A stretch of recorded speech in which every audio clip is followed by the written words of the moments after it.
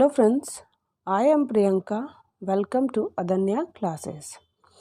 आज इस वीडियो में मैं आपके लिए सभी एग्ज़ाम्स के लिए सबसे ज़्यादा महत्वपूर्ण टॉपिक इसरो जो है वो भारत की स्पेस एजेंसी है और इसके अंतर्गत PSLV और GSLV रॉकेट के बारे में बताऊंगी। और इस वीडियो को पूरा देखें क्योंकि आने वाले किसी भी एग्ज़ाम्स में ये टॉपिक बहुत ही कारगर साबित होंगे। आइए देखते हैं इसरो कब बनी, PSLV क्या है और GSLV क्या है, आज हम इस वीडियो में समझेंगे। आइए देखते हैं। तो भारतीय अंतरिक्ष अनुसंधान, ठीक है। भारतीय राष्ट्रीय अंतरिक्ष अनुसंधान समिति का गठन 1962 में प्रसिद्ध वैज्ञानिक विक्रम साराभाई की अध्यक्षता में किया गया था। जो देखिए, ये जो विक्रम साराभाई थे, ये भारतीय अंतरिक्ष अनुसंधान के जो पहले अध्यक्ष थे और इनका जो कार्यकाल था वो अभी तक के जितने भी अध्यक्छ बने हैं भारतीय अंतरिक्ष अनुसंधान के सबसे ज़्यादा था। इनका जो कार्यकाल था वो 1962 से 1972 तक का कार्यकाल इनका था, ठीक है। इस समिति का पुनः गठन करके 15 अगस्त 1969 को भारतीय अंतरिक्ष अनुसंधान संगठन इसरो की स्थापना की गई। तो जो इसरो है वो अपना इसी के अंतर्गत एक संगठन है। भारतीय अंतरिक्ष अनुसंधान के अंतर्गत ही इसरो की स्थापना की गई, जो कि 15 अगस्त 1969 को की गई थी। भारतीय अंतरिक्ष कार्यक्रम को सुचारू रूप से चलाने के लिए अंतरिक्ष आयोग और अंतरिक्ष विभाग की स्थापना 1972 में की गई। तो जो इसरो है और ये जितने भी इसके जो कार्यक्रम हैं, तो उनको ढंग से यानी उनका जो सारा काम अच्छे से हो सके, तो उसके लिए उन्होंने एक अंतरिक्ष आयोग और अंतरिक्ष विभाग की स्थापना 1972 में की। फिर इसरो से संबंधित महत्वपूर्ण तथ्य। तो जो भारत का जो पहला उपग्रह था वो था आर्यभट्ट। हालांकि ये सफल नहीं हुआ था, लेकिन तो भी ये भारत का पहला उपग्रह था। इसका जो मुख्यालय यानी इसरो का जो मुख्यालय है वो बेंगलोर कर्नाटक में है, ठीक है। और जो भारत है उसमें जो इसरो है उसके 6 मुख्य केंद्र हैं। ये 6 मुख्य केंद्र बहुत ही इम्पोर्टेंट हैं एग्ज़ाम के दृष्टिकोण से। तो आप लोग ये सारी चीज़ें या तो स्क्रीनशॉट ले लीजिए या आप नोट डाउन कर लीजिए इन चीज़ों को, ठीक है। तो विक्रम साराभाई केंद्र ये है तिरुवनंतपुरम में, ठीक है। जो विक्रम साराभाई केंद्र है वो तिरुवनंतपुरम में है। इसरो उपग्रह केंद्र वो बेंगलोर में है। सतीश धवन अंतरिक्ष केंद्र श्रीहरिकोटा में है। द्रव नोदन प्रणाली केंद्र ये महेंद्रगिरी में है, ये महेंद्रगिरी है, ठीक है। और अंतरिक्ष उपयोग केंद्र ये अहमदाबाद में है। और राष्ट्रीय सुदृढ़ संवेदन केंद्र ये आपका हैदराबाद में है। तो ये जो हैं ये पूरे इसरो के 6 मुख्य केंद्र हैं जो कि पूरे भारत में इन जगहों पर स्थित हैं। अब है PSLV।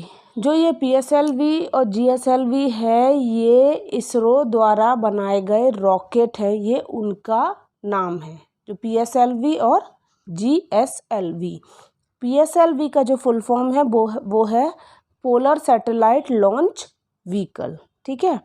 और जो इसको ध्रुवीय उपग्रह प्रक्षेपण भी कहा जाता है। यानी जो PSLV है इसको ध्रुवीय उपग्रह प्रक्षेपण भी कहा जाता है और यह इसरो द्वारा संचालित एक उपभोजित प्रक्षेपण प्रणाली है, ठीक है।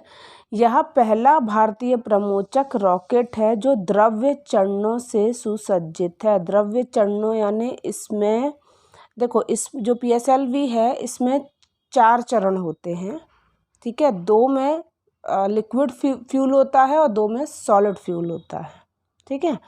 और PSLV का जो प्रथम सफल प्रमोशन अक्टूबर 94 में हुआ, जो लगातार 2017 तक 39 सफल इसके मिशन हो चुके हैं। जो फ्रेंड्स जो ये PSLV है, इसके केवल आज तक केवल 2 ही प्रयोग असफल रहे हैं। एक पहला था और एक शायद तीसरा था। तो ये 2 के अलावा ये आज तक कभी भी असफल नहीं हुआ है जो PSLV है आपका, ठीक है। PSLV के रॉकेट ने सफलतापूर्वक 2 अंतरिक्ष यान वर्ष 2008 में चंद्रयान प्रथम एवं 2013 में मंगल अंतरिक्ष यान का प्रमोशन किया। ये आपने तो सुना ही होगा कि मंगल अंतरिक्ष यान में भारत ने काफ़ी वो हासिल की थी प्रसिद्धि, है ना।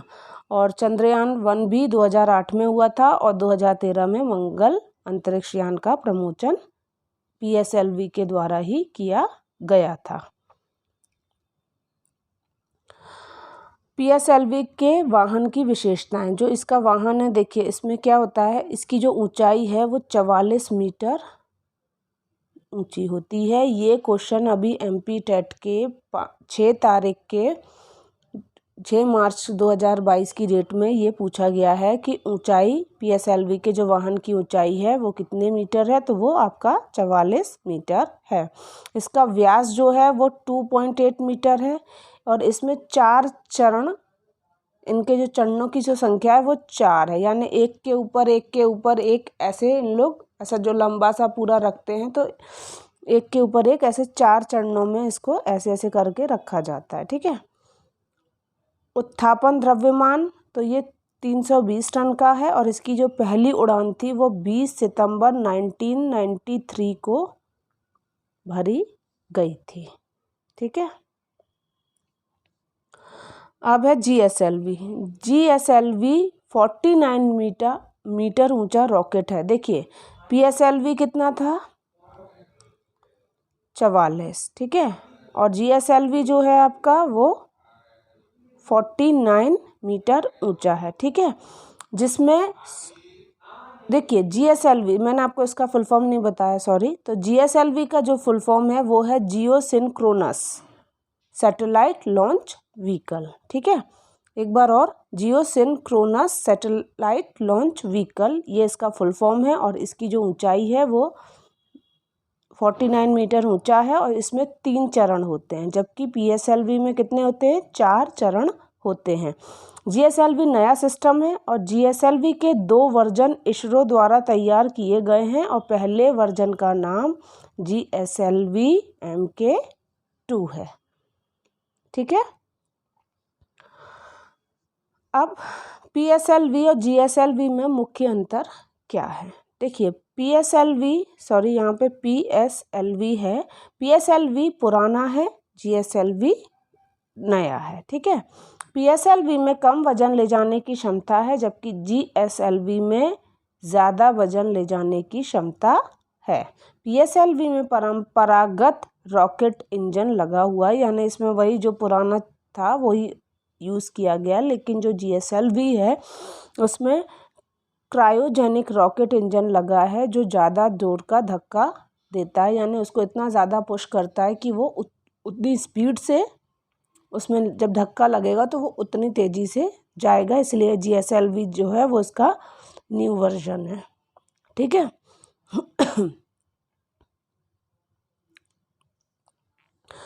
तो ये थी पूरी डिटेल्स फ्रेंड्स, इससे बाहर कुछ भी नहीं आएगा और कल जो मैं इसी टॉपिक से रिलेटेड MCQs लेकर आऊँगी जो करंट एग्ज़ाम्स में पूछे जा रहे हैं। Thanks for watching video.